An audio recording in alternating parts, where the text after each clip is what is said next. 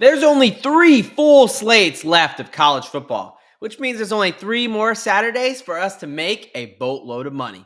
Welcome to College Football Week 12 Best Bets.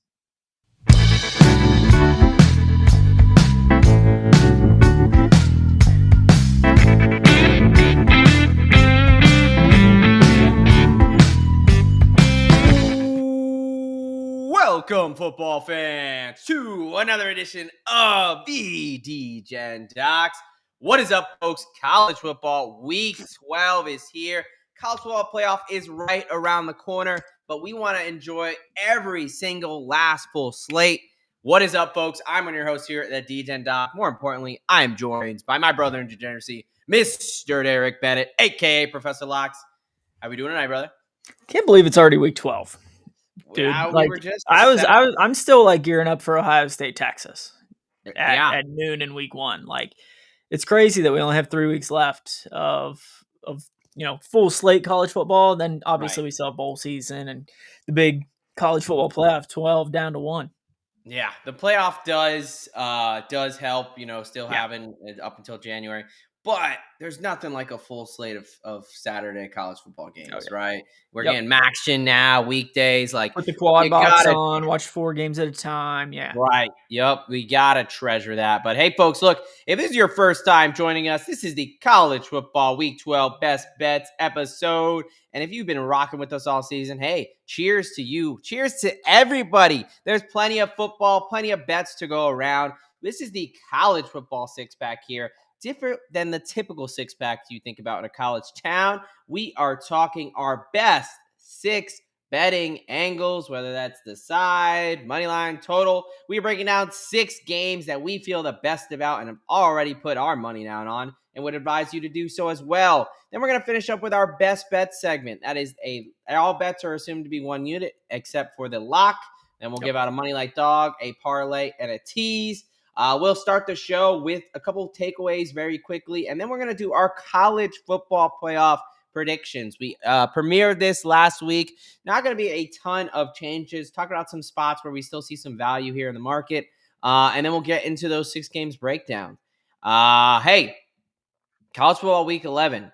We had a lot. But before we get too far into that, I just want to say from both of us really here at the show, happy Veterans Day. Whether that's you, that's your family, your mom or your grandpa, yourself, your wife, whatever it may be. Man, if you haven't already, make sure you tell them happy Veterans Day. And thank you to all my military brothers and sisters who are serving currently. I know for myself, one of the coolest things about the military is learning about those who came before me, who put on the uniform. And obviously, I always think they're much more badass than myself. So, anybody who had a piece in protecting our freedom, man, I just appreciate you. Shout out to you. Hopefully you get celebrated today. Yeah, no doubt. No, I mean, it's always one of those things where, we take life in the U.S. for granted so often, and we forget to, acknowledge those that have signed the dotted line and have gone and served the ultimate role of protecting this country and providing the freedoms that we do have. So, yeah, like you said, thank you for signing that dotted line, providing the service that all of the men and women in the military do. And also happy 250th birthday to our Marine Corps, which was yesterday. A little hoorah to those in the Marines. But yeah, it's really cool to have a day set aside to remember those things that we too often take for granted. Yeah, and we will be talking a little bit Marines here. Now, obviously, they don't have an academy, but Marines is under the United States Navy branch. So we'll be talking a little bit of Navy football here. Yeah. Hey, a couple of quick takeaways. One, I don't know why I opened my mouth last week. I told the show about my 80-1 San Diego State ticket, and Rainbow fucking Warriors, bud. You hit it. That was your money line dogs, partly out of spite for me, partly just because you were right on it, man. They got trounced by those Rambo Warriors. That 81 ticket for the college football playoff is dead. That's on me for opening my mouth. So if anyone else was on that, sorry about that one. The ACC is absolutely wild. Yeah. There was I'll be honest, I was my sister got married. I talked about this last show. Yeah. I watched some football, but I was so much family and an open bar, and yeah, things got away from me. So I definitely had a recap. And as I was going through, Yep. you know, Cal taking down Wake Louisville. Forest taking down UVA. Right, like I just mean, insane insanity. I don't know. No yep. one knows who's gonna be in the championship game, let alone win the ACC. And there's a chance they might not even get a bid because it's the top four conferences, top ranked. So Sure. if that's JMU, if that's somebody else, we'll see. So that's gonna be very interesting. And then one last thing I just want to talk about, I'm sure we can talk about this more in the offseason, but have you heard about the UCLA and Rose Bowl situation? Essentially, UCLA is trying to move to SoFi and get out of Oh, really? to the point that the Rose Bowl is suing UCLA to try to keep them in the conference. Like it's Yeah. Rose Bowl. Why in that Why would you not want to play there? SoFi? Right. I just think that's disgusting. That's preposterous. Look, Yeah. we'll Yeah. talk more in the off season about some of these things Sure. that we are a Sure. little more opinionated Does on. does SoFi have turf, or is it natural grass? Because I if it's natural grass, you're going to be in even worse predicament than the Eagles and the Steelers and Temple and Pitt are.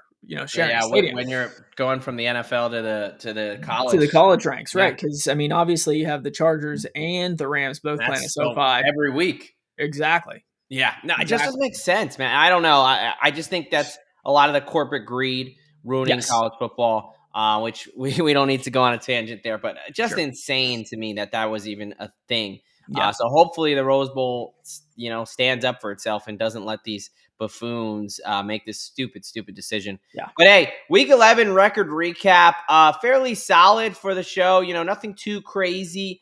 We both went 4-3. I hit Tulane money line. You hit Hawaii money line.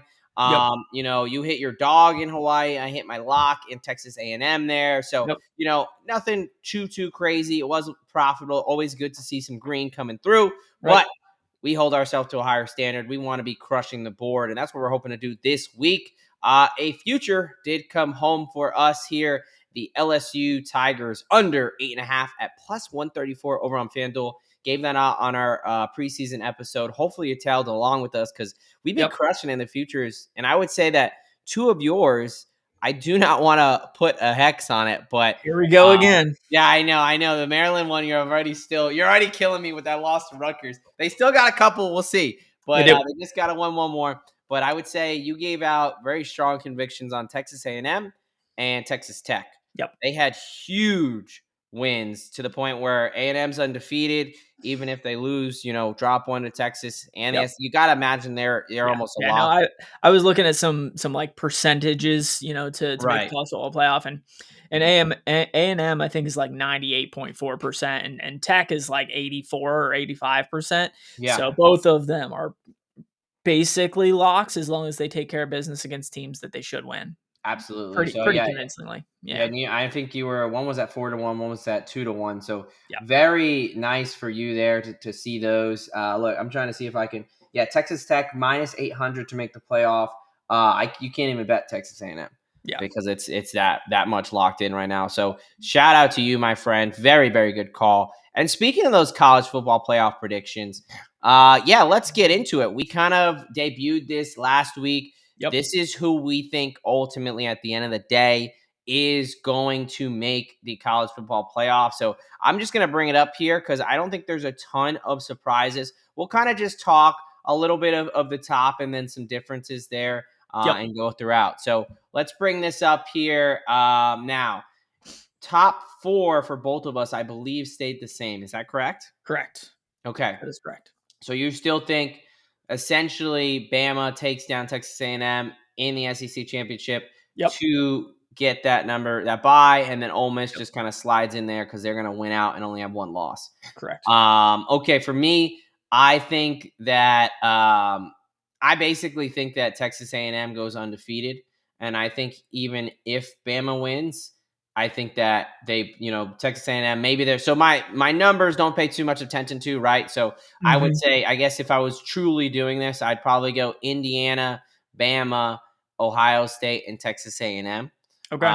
I would say that both Indiana and Ohio State go went undefeated, and they both get buys. It's Yep. a close game there. And then similar Texas Bama, I just think I would say I agree with you. Bama gets it done. I Mhm. just think Indiana also gets it done. But ultimately, really the only difference there is you think Texas A&M gets bumped out of that line. So Right. those are our buys.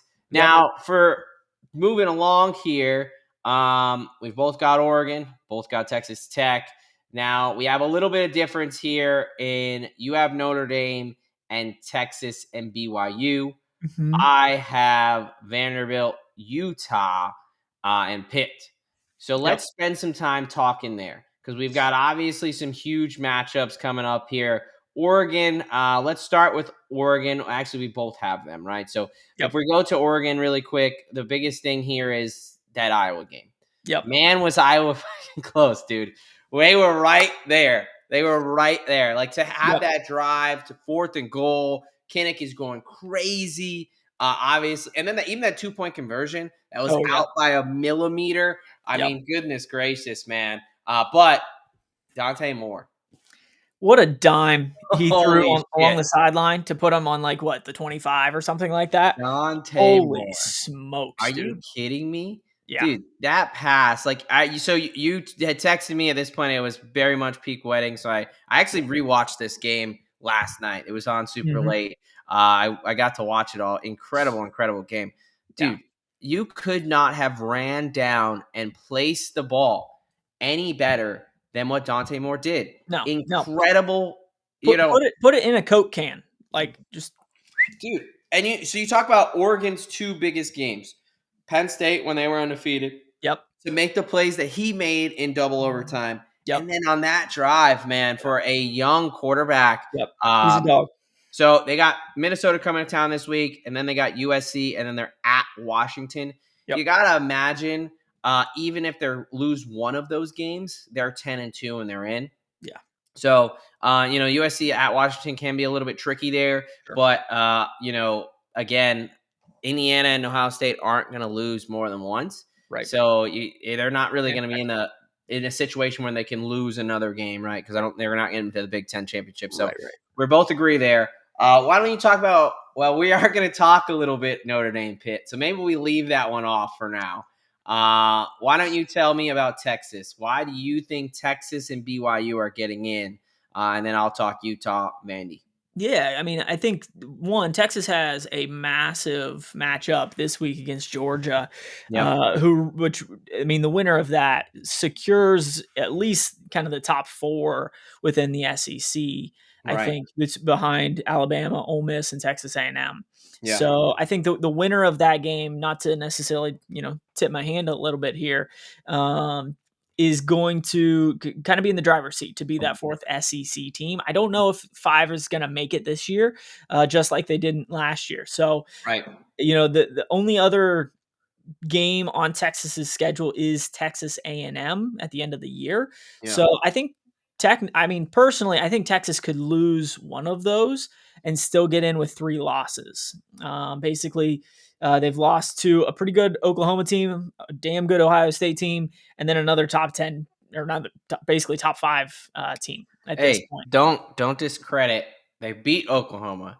They They did lost beat to Oklahoma. You're right. my They lost. Yeah, shitty ass they Gators. did lose to your Gators. That's the Oh my, yeah, I that's a take that whole back. They did lose to your Gators, but it was in the swamp, and we know how difficult it is to get a right win in the swamp, no matter who the early coach on in the is, what the season, year road is, right? spot. Yeah. So I think in general, obviously, So you think it, if Georgia and Texas are 9-3, mhm, essentially, because Texas would in I order think for it that comes to to happen, who wins that head game. to head. Okay. I think Yeah. it's the So head I thing. mean, yeah, huge implications for this one that we are going to be talking about. Okay. Yep. And then you have BYU and Texas Tech essentially saying that, look, BYU already beat Utah, Mhm. so it really just depends on I think it still is comes down to a head-to-head thing, and right, BYU has looked like a top 12, top 15 team basically the entire year until this past week at Texas Tech. right, And both of us were on BYU. That wasn't even close. Texas Mm. Tech just ran it up on them. That defense is nasty for Yeah, Texas. yeah. The Texas Tech defense really stepped up, and BYU's offense just couldn't get anything going basically all day. But yeah, I think BYU basically sneaks in there Yeah, I with mean, they just gotta one they gotta win loss. out. Yeah. I think even if so, well, the Big 12 is a bit of a mess as well, Yes. but, BYU has the head-to-head over Utah. Yep. So, assuming, if they got TCU coming to town, then they're at Cincinnati in a sneaky game, Yep. and then they are playing UCF there. Yep. Uh, Now that's gonna be interesting because I was playing this out. So, say TCU beat or no, BYU beats TCU, and then Okay. BYU goes on the road and loses at Cincinnati. Well, now you have a very interesting situation because Yep. you'll have Cincinnati with 2 losses, Utah with 2 losses, and BYU with 2 losses. Right. BYU beat Utah, Yep. and Utah beat It's the Cincinnati. three. Yeah. Like these giant conferences, Yep. I don't even know who would really. I don't know how they're going to figure all that stuff out for the Big 12 Sure. championship, but basically that's where we differ. Is And I that's do and that gets confusing too, because obviously Texas Tech would be in the right, championship game. Do you penalize a team for getting to the championship game and losing a third game? Right. right. That's the tricky part with that. And, I think at the end of the day, it's going to be hard pressed to penalize a team for playing an extra game against the Right. top 10 opponent. So I think whoever gets into the dance as far as the Big 12, yeah, Big 12, Title game. yeah, title game. I almost said Pac-12 for a second there. That's why I was like flipping out. But yeah, Yeah. whoever gets in the title game, I think those two teams are going to sneak in. And then Yeah. So obviously non-power four conference. Right now, USF has the driver's seat, but who knows? I mean, it seems like, and this happens time and time again, that whoever gets in the driver's seat a week or two later falls against right. some team that they probably shouldn't have lost to. Yeah, no, absolutely. And so my Utah thing here is BYU is ranked 12 in the college football playoff rankings. Yeah, Utah's ranked 15. I yeah, just think that Utah wins out. They have an easier schedule. They got Baylor, K State, and yep, yep. I believe Kansas at the end of the year. Sounds right. I just think they went out, and due to rankings, they sneak in over BYU. But I agree. I mean, the head to head is going to be very interesting. This committee is going to have there's going to be controversy as there always is. Oh, of course, Um, of and then course. I think Vanderbilt's sitting at 13 right now. I think if they win out at 10-2, they're in. They got Mm, Kentucky at home, and then they got at Tennessee. yeah, I'm not very impressed with Tennessee this year. I think they're a bit fraudulent. I would trust Diego Pavia in that offense against Tennessee. So I think they go 2-0, and I think they get in there at 10-2. I mean, they're already ranked at number 13. yep. I think it'd be very hard to keep them out if they're 10-2. So we I still I got would to agree. I just think that Tennessee that's a tough place to play, right. and Absolutely. Vandy's offense has looked really good at times, and they've looked mediocre at times as well. So I Yeah. don't know if they're going to be able to go into Knoxville and get a win there, which that's where I think Texas ends up sneaking in towards the end there. But Yeah, and then like you it's talked tough. about it, that group of 5 slot, USF, they have at Navy, at UAB, and versus Rice. They're Yep, going to be double-digit favorites in all of those right should be. now, and then they'll have to win their AC championship because JMU is technically ranked ahead of them right now at Yep. 24, and the USF is 25. And JMU, they've got a big game against Coastal, so we're just saying that one. I think that JMU's got to go. They got to play Washington State, who's playing better, and they got to play at Coastal. Right. I think that's a little bit easier of a schedule. So if JMU gets another loss, I think they're out, even if they win Right. their conference championship. Yep. We both like USF to finish it out undefeated and then take care of whether it's Tulane, whether it's North Texas, who they've already beat, whether it's Navy, Yep. whoever they're going to be playing there. So that is our college football playoff predictions at this point. Again, not a ton of changes, but we also look. You're already on Texas Tech and Texas A&M, like we And now. talked about. I gave out Georgia Tech. We gave out in the beginning of the year. Yep. I gave out Utah and Vandy like week 2 or 3. Yep. So we've got a couple things riding there. So it's gonna be fun. It's gonna be very fun. And let's talk about this week now. We're talking about college Cool, man. football week 12 best bets because we have a ton of games that is going to have a huge significance in this college football playoff race, which just makes like the end of the year back when it was just BCS or the four, like, Oh yeah, yeah. it was still fun, but now there's just so many more games that are essentially mini playoff games. Yep. And we're going to talk about a couple here. Let's lead it off with a game that's near and dear to our heart. College game day going to Pittsburgh, Pennsylvania. We have the Right. 7-2 number 10 team in all the land. The Notre Dame Fighting Irish heading up to Acrisure Stadium to take on the 7-2 number 24 team, the Pittsburgh Panthers there. Yeah. You've got Notre Dame laying 11.5 on the road there, minus 410 on the money line. Over under sitting at 55.5. Pitt catching 11.5 plus through 320 as home dogs. It's going to Mhm. be 49 and partly cloudy there in Arkansas. Man, I wish this was a night game, but that whole Steelers play at 1 the next day, Yeah. not going to be able to flip it. Right. Man, they got to figure that out. They Yep. got to figure that out. But Move the hey, Steelers game to 4:30. It'd be so I mean, perfect. come on, man. It's Notre Dame, Pitt, actual college football playoff implications on the line, Yep. and it's got to be a noon kick. I got what? I start drinking at freaking 6, 7 a.m. just because Aaron Rodgers has got to go stinking up. So, but no, that is an interesting dynamic there. Pitt needs their own stadium. Where are you going in this one though? Yeah, well, first, before we talk about this game, did you hear Narduzzi's comments? I think it was yesterday, maybe the day before, Yes, about this game. so stupid. Yes, man. I I I mean, mean, what he an idiot. basically came out and said, "I don't care about this game at all. If Notre Dame puts 100 on us, it doesn't matter. We just have to win the ACC, and that's our ticket in." I think that was just a load of bullshit coming from Right, Dude. At the right. end of the day, I think that he wants to take down the Fighting Irish really, really bad. It's been a couple years since Pitt got a big win, and they've been known to take down some giants in the past under the Yep. Narduzzi era. I don't necessarily know if they're going to win outright, but I think Pitt can definitely stay within this 11.5 point spread at home. College game day is going to be there. The stadium's going to be rocking. I mean, I think Notre Dame is going to have some fans in Acrisure. Obviously, Notre Dame travels really, really well. You're going to find Notre Dame fans everywhere. But I Sure. think, especially with game day being there, people are going to travel down from Oakland. The student body is going to show up in a big way. People Yeah. will be coming in groves to watch the Panthers play in a big game that, in my mind, really matters to really cement this season and kind of put them, I guess, towards the driver's seat in the ACC. Obviously, it doesn't necessarily have any ACC implications, but to take this team seriously, they got to get a big win. Right. And if we look at both of their schedules, both of these teams could be undefeated. I mean, Pitt loses an overtime game in the backyard brawl, and then the week Yeah. later they lose to Louisville after being up like 17-0 in the Yeah. first half.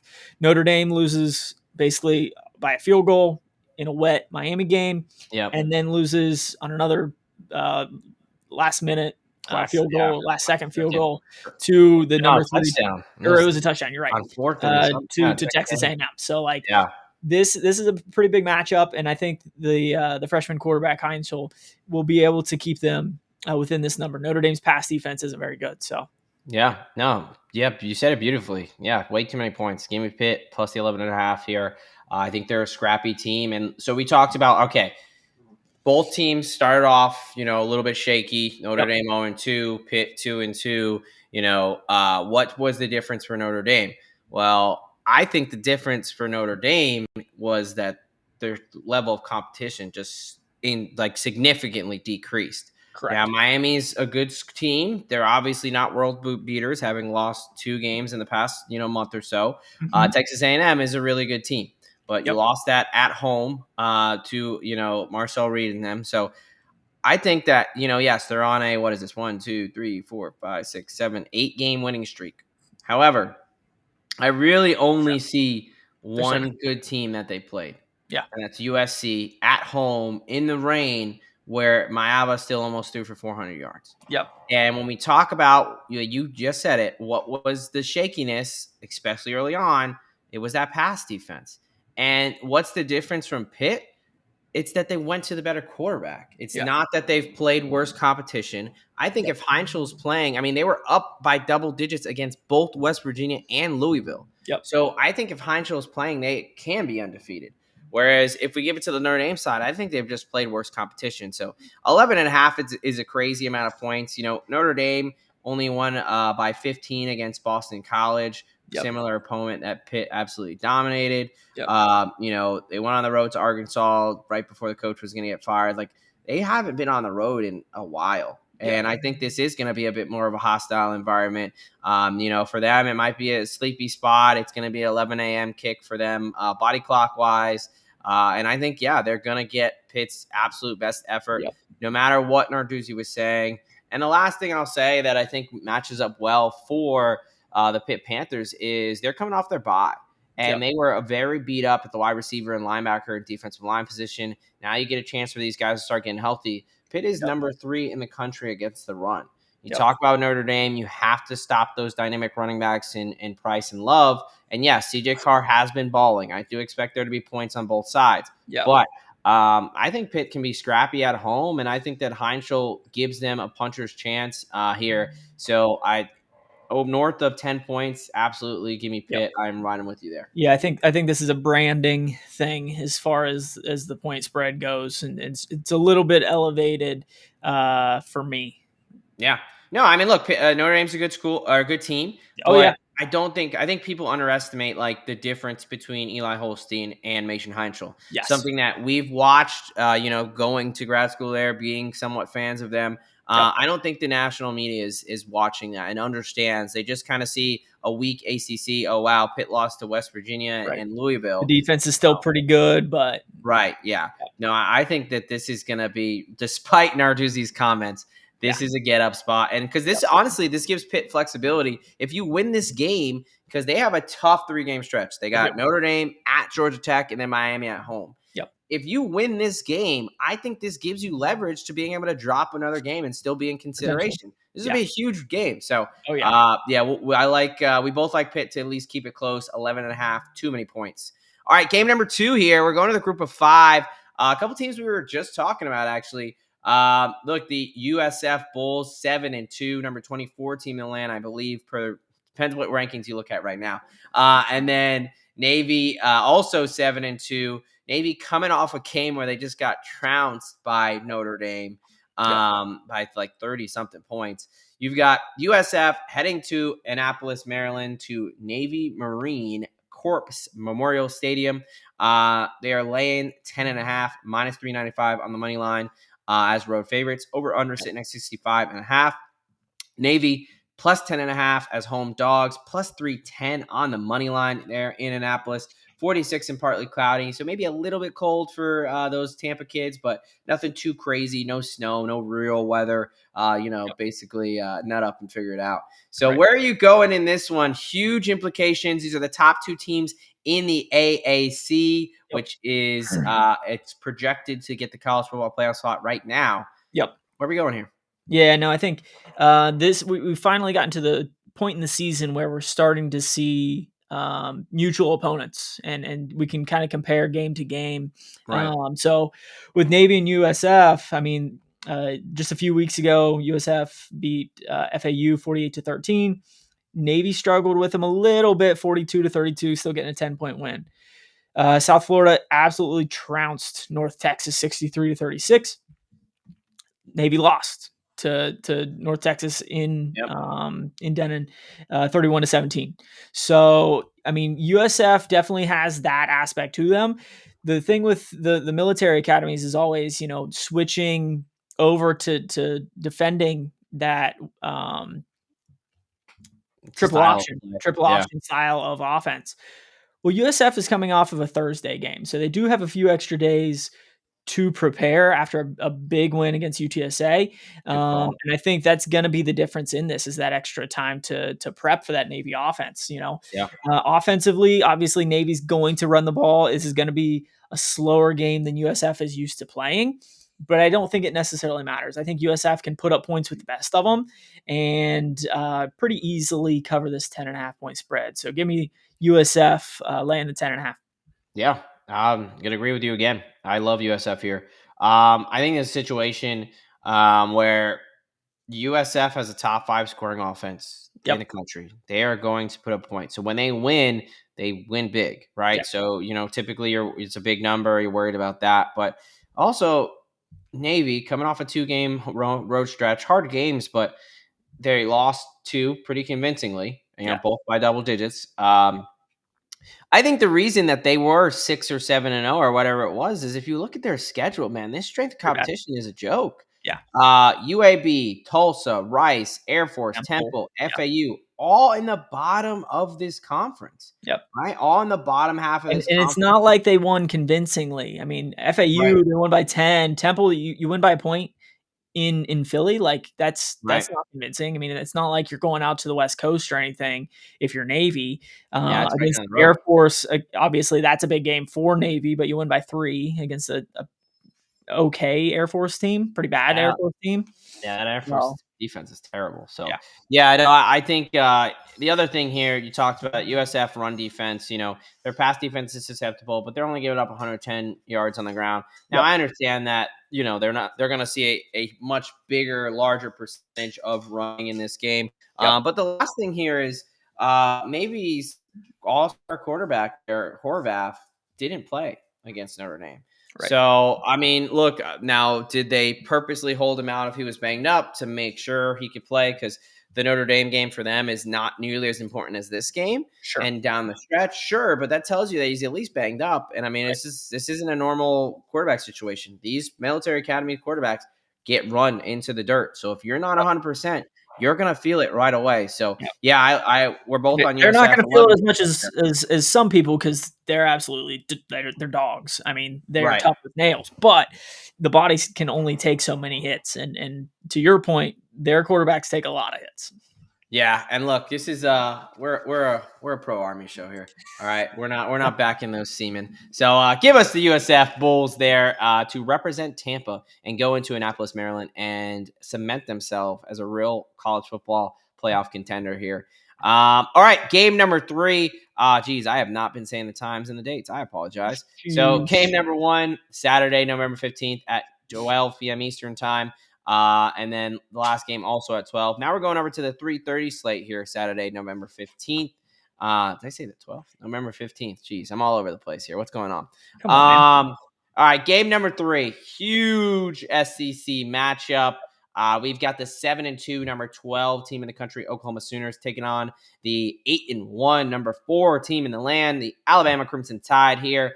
A couple new SEC rivals. You got Oklahoma catching 6 plus 180 on the road. Over under sitting at 45.5. You got Bama -6, -218 on the money line at home. 76 partly cloudy in Bryant Denny Stadium in I was gonna say beautiful Tuscaloosa, but I don't know about that one. But in Tuscaloosa, Alabama. Where are you going in this one? You going with the Tide or the Sooners? Yeah, this was a pretty easy one for me, to be honest with you. I think these teams are going in kind of separate directions here. Obviously, Oklahoma goes into Tennessee and gets a massive win, Yeah. but the strength of Oklahoma's team at this point is their defense. And Hmm. each of the last 2 weeks, they've given up 27 and 26 points. This Alabama team is pretty damn good offensively. I mean, Ty Right. Simpson is probably a top 5 quarterback in the country. Probably the top 3 quarterback in the country right now. Yeah. I think it's safe Um, to say. yeah, and Alabama's defense is no slouch. I mean, we talked about it way back in August with the preview. I mean, they had the most returning starters on defense of any Power 5 team or Power 4 team in the country. So I think Alabama's defense shows up in this one. They're only giving up 17 points a game, and really holds Oklahoma's offense to just not being able to move the ball very much. And I think Alabama's offense is good enough to really put it to Oklahoma. I know Alabama has struggled at times to get the running game going, only rushing for 112 yards a game or so. But I think that offense, at least passing offense, is going to be able to put up some points here against the Sooners. So give me the Tide, laying the 6. Gonna agree with you again, man. Yeah, Bama -6 all over this. Look, Alabama, It is good to note, scheduling note, obviously, Oklahoma coming off the bye. Yep. Alabama is on the back end of a gauntlet. They got Yes. their asses kicked in Tallahassee, and they've now been on an 8-game winning streak, beating at Georgia, at home against Vanderbilt, at Mizzou, at home against Tennessee, and at South Carolina. I mean, what, four out of those five all ranked in the top 15 at the time. Yep. And then they just beat LSU at home. So, they've kind of gone through the gauntlet, and I think they see the light at the end of the tunnel. If they Yes. win this game, they get into the college football playoff. Yep. It's pretty simple at that point. Right. Because even if Auburn or even if the SEC championship, you're not keeping a 2-loss, even a 3-loss Alabama team with these wins on their resume. You're not keeping them out of the college football playoffs. So Agreed. I think they understand this is what they need to do. This is it. All right. And then you have Oklahoma, where I feel like I've been pretty locked in on them. I've, called them losing to beating Tennessee, losing to Ole Miss, right? Getting took the under in the Texas Red River shootout there. Like, Yep. when we look at their schedule, really, I'm concerned about who they've beaten. Michigan, Auburn, we know Auburn's bad. I Yep. still think Michigan has a ton of questions about who Agreed. they've played. Yep. And Tennessee, as I've told you now a couple times, I'm not bought into this Tennessee team. I don't think they're really any good. I think they can put up points, and I think they're an okay SEC team, but that is not a monster. No. Playing at Tennessee and playing at Alabama, especially this Alabama team, I think it's two totally different stratospheres. So yeah, I'm on Bama here. I really like Bama to roll. I think they see the light at the end of the tunnel. They Yep. know, look, DeBauer, when we were talking about him early on the road is when he typically can have some of these slip ups. Right. Really hard to beat This is Alabama at impossible. home. Yep. Really hard to do that. And like you said, I think Alabama is a better version of Ole Miss. They lost to Ole Miss by 8 at their place. Now you're on Yep. the road here. I think that, the Bama's offense is more dynamic. So, yes, even though Oklahoma's defense is pretty solid, I think they're going to get lit up here into Tuscaloosa. So, both on Bama minus the 6 there. A lot of agreeing. We'll see if this holds up as we continue on this 3:30 slate. We've got game number 4. Saturday, November 15th, 3:30 p.m. Eastern Time. We've got the 6-3, number 20 team in the country, Iowa Hawkeyes, heading out to beautiful Los Angeles, California to take on the 7-2, number 19 USC Trojans. You got Iowa catching 6.5 plus 210 on the money line. Over under sitting at 49.5. USC laying 6.5 minus 258 there. It's going to be 64 and partly sunny in LA Memorial Coliseum. Where are you going in this one? New Big Ten rivals here. Iowa coming off a tough loss. USC putting it on Northwestern on Friday night. Yep. Where are we going in this one? Yeah, I think this is just a bad schedule spot for Iowa. Honestly, after a tough loss against an Oregon team that they played exactly how they wanted to play, Right. and that defense just couldn't get one final stop to ice that game. But the kind of selling card for me is obviously USC has a little bit of a rest advantage here, I think USC. Historically, we've kind of thought of SC as being kind of Hollywood glamour, throw the ball over the yard, not a super Mhm. rough and tough team. I think USC's a little bit tougher than they used to be. They've kind of taken the Big Ten and gotten a little bit better up front along the front line there. But this team can put up some points, and Iowa's defense is really good. But USC's putting up 500 yards a game. They have a top 10 passing offense, and they rush the ball for over 200 yards a game to this point. So SEC or USC's defense is okay. Iowa's offense is not very good. I mean, if you can stop the rush defense or the rush offense, that's about all they got. Their pass offense only puts up around 130, 135 yards per game. And so I think USC's offense is good enough to cover this 6.5 point spread at home. Yeah. This is tough. This is probably the hardest game for me to pick on the slate here. Because you got two things. You got a lot of what you were saying. USC, it appears at home they're a bit of a different animal than on the road, Mhm. right? If we look at their last 5 games, lost at Illinois, beat down a Michigan team at home, lost at Notre Dame, Yep. close win at Nebraska, and then beat down Northwestern at home. So on one hand, it does. I am a little bit fearful of Iowa traveling across the country. It's going to be well for them. It's not going to be super late or anything like that, but still to do the travel spot and then play USC at home, which looks like especially their defense is a little bit different. But on the other hand, I just think it's too many points. I think 6.5 here.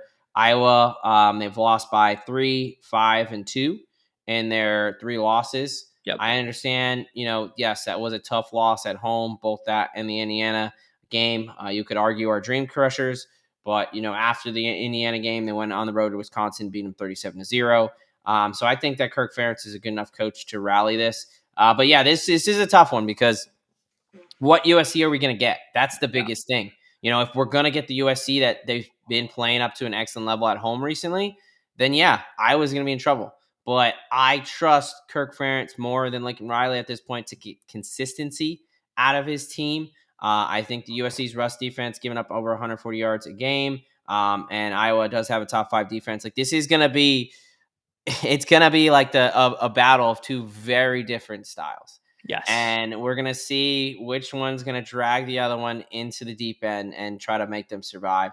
Yep. I think in this one, just with the inconsistency of USC and their play, I'm gonna go the 6.5. But with Iowa plus 6.5, but I absolutely see the case for USC here. I think we're Yeah. gonna know right away Yep. what this game is gonna what this game Yeah. is gonna turn Yeah. No, into. I think this is one that by halftime, like you said, if this is, a 20-14 game at halftime, love SC in that matchup, but Right. if this is a 3-7 game at halftime, this is going to be that's how Iowa loves to play. I just Yeah. don't trust Mark Granowski to be able to put up points, and I think USC has enough offense to score at home. But Yeah. like you said, No, they play very differently week to week, so we'll see. yeah, it's gonna be actually very differently. That's one where like if you have a strong conviction, I'm gonna side with Derek on the USC side. I would probably alt that because I think if USC like wins, they're gonna probably win by multiple touchdowns. Like I think they just boat race them if that's the case, or it's gonna be an It, it ugly it slugfest. could very easily be a double digit win, or it could be a 2 point grounded out, Right. 15-17 game. All right. Yeah. So, all right, heading to our last 2 games of the slate here. Then we'll do our best bets and hop on out of here. Oh, Another massive, massive showdown in the SEC. We're heading to the night slate. This is Saturday, November 15th, 7:30 p.m. Eastern time. You've got the 7-2, number 11 Texas Longhorns heading yep. between the hedges to take on the 8-1, number 5 Georgia Bulldogs. You've got Texas catching 6 plus 190 on the money line. Over under sitting at 48.5. And then you've got Georgia -6, -230 as home favorites. It's going to be 62 and partly cloudy in Sanford there in Athens, Georgia. Where are we going here? Back in the dogs or those Longhorns? Yeah, I think we first have to say that Texas is coming off of their bye Correct. this past week, right? And Georgia did get a pretty convincing win on the road against Mississippi State this past week. So, Yeah, that was a good one. I think going into last week, I think both of us had questions whether Gunnar Stockton could put up points Right. against a pretty good team, and he did. He put up 41 on the road against a Mississippi State team that isn't great, but they were at home and they're an okay team. Right. Um, on the other hand, I think this Texas team has started to find their step in their offense. Yeah. They've taken down some also pretty convincing, or have had some pretty convincing wins as of late. Yeah. Obviously, their win 2 weeks ago against Vandy in that top 10-12 matchup was massive. Even going on the road here, I think Texas having that extra time to prepare for Georgia is massive. I think this Texas defense is going to be able to step up and hold Gunnar Stockton down. Looking at both of these quarterbacks, if you asked me 3 weeks ago which one I trusted more, I would have said I don't know, Right. because Stockton hadn't showed me much, Arch hadn't showed me much, but I think Arch is finding his footing Yeah. over the last couple of weeks here, and yeah, so give me Texas and the points on the road this weekend. Yeah, I will. This is another one I'm a little nervous about, but I Yeah. am on your side. Give me Texas plus the 6 here. I think that this pass defense for Georgia is still very susceptible, and I do think Arch is making progress. Right, we talked Yes. about Texas's last 5 games here. Look, after the loss to Florida, he Yep. very convincing win against Oklahoma. Yep. Go on the road and beat Kentucky, and then beat Mississippi State, and then really Vanderbilt dressed that up at the end. That was a pretty convincing win over what I think is a good Vanderbilt team. Yep. Where Georgia, I still have my questions. I I understand do you go too. on the road and beat Mississippi State. They definitely look better. The Florida game, Florida, as much as I want them to not suck, they kind of suck. And you were very fortunate to walk out of that game. Same with Auburn, very fortunate. Mississippi Yep. State, who I think is good, still, like, there's a lot of these, ticky tacky calls that are going your way. Well, what's another team that gets a shit ton of calls and is super lucky? It's the Texas Longhorns. I mean, Yep. these are probably the two luckiest teams, I say with a very strong sense of suspicion. Two luckiest teams in America right now. And I think that this is Texas. If they want to make the college football playoff, they need to win this game. You've got A&M at home in a couple weeks, which I think A&M is a much better team. Yep. You must win this game to keep your college football playoff hopes Yep. alive. They're a top 10 scoring defense. I trust Texas's defense more than Georgia's right now. Agreed. This Yep. is not a typical Georgia defense. Correct. Look, this is all going to be, has Arch taken that step forward? Because the Yep. last couple times we've seen him in hostile environments, it's not been great. That's the loss to Florida, lost at Ohio State. Yep. But he has looked like he's turned a corner, like you mentioned. I'm Yep. going to take Texas plus the 6 here.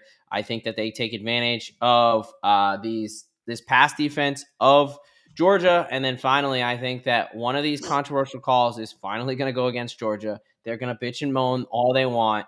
Yep. But I think Texas is able to pull this one out. So, yeah, I'm going Yeah. to be with you on the This plus 6 there. I'm also looking at the under at this one as well. I mean, before we move on to our final game here, I Right. think Texas does still have that revenge angle coming off of the big or the SEC championship Losing last year, twice last year. losing in overtime Mm-hmm. to Mm-hmm. Georgia 22-19. That was, feel it out, see how things go for the majority of that game. Yeah. So I do like the under in this game as well. And yeah, Yeah. Like it. Texas in the under. Yeah, there you go. All right, last game on the slate. Another group of 5 love here. As much as they disappointed me last week, it is a massive game in the Mountain West, which Yep. still technically alive, probably unlikely, but still, depending on what happens, could sneak into that group of 5 college football playoff there. You've got 6-3 Boise State on the road in San Diego, California, to take on the 7-2 San Diego State Aztecs here. You've got Boise laying or catching 3 plus 120 on the road. Over Yep. under sitting at 41.5, and San Diego State laying 3 minus 102, minus 142 on the money line. It's going to be 58 and rainy in California there, which is a bit of a surprise, and who knows how long that's going to last. But Sure.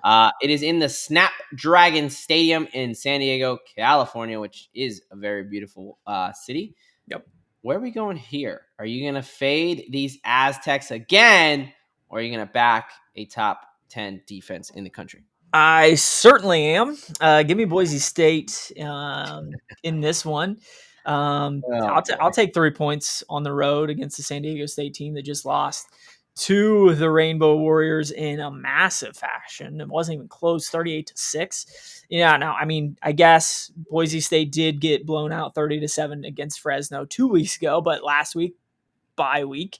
So Boise State does have a little bit more rest, some more time to prepare for this vaunted, San Diego State defense that just gave up 38 to the Rainbow Warriors.